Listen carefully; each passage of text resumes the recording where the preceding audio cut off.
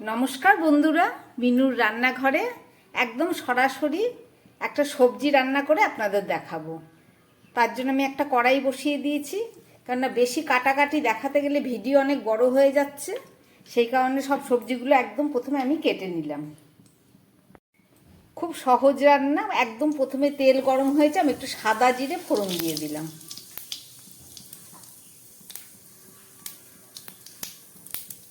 এবার দিয়ে দিচ্ছি একটু আলু।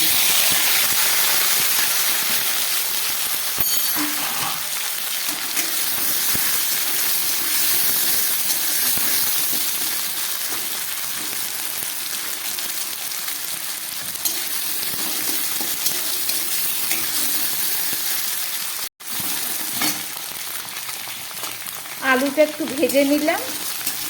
এবারে এর মধ্যে দিয়ে দিচ্ছি কেটে রাখা পটল আর টমেটো।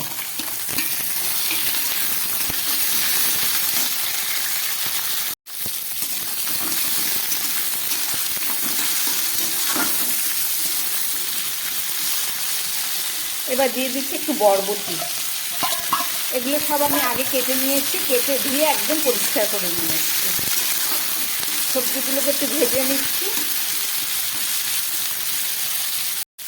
এবারে দিয়ে দিচ্ছি এর মধ্যে নুন।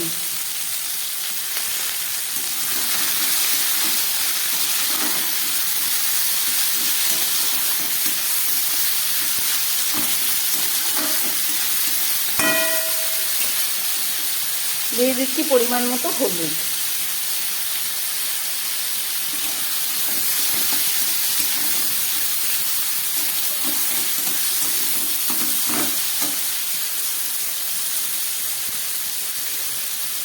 দিয়ে দিচ্ছি একটু কাঁচা লঙ্কা, মিশে গেল বরবটির সঙ্গে কাঁচা লঙ্কা। এটা একটা নিরামিষ রান্না হচ্ছে। দিয়ে দিচ্ছি একটু ধনের গুঁড়ো, খুব সামান্য দিলাম, হাফ চামচ মতো। আর দিয়ে দিচ্ছি একটু জিরের গুঁড়ো,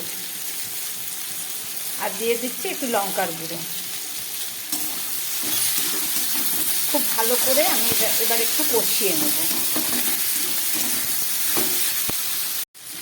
এবারে দিয়ে দিচ্ছি একটু আদা বাটা।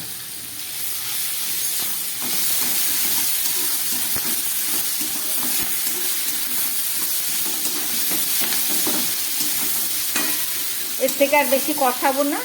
এবার আমি দিয়ে দিচ্ছি জল। তরকারিটা হালকা ফুটে উঠেছে। আমি একটা মূলো ছিল আমার কাছে, সেই মূলোটাই যে কেটে নিয়েছি, মূলোগুলো আমি দিয়ে দিলাম। একদম সরু সরু করে কেটে দিয়েছি, ভালো লাগবে মূলোর গন্ধটা।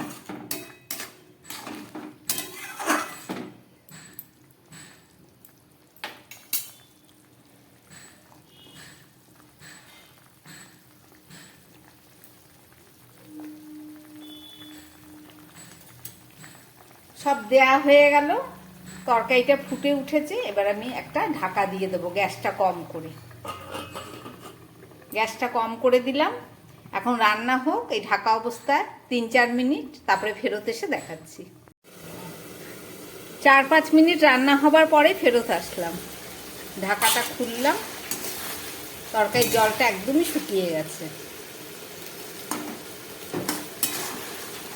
সবজিগুলো সব সিদ্ধ হয়ে গেছে। এবার আমি এর মধ্যে দিয়ে দিচ্ছি একটু ধনে পাতা।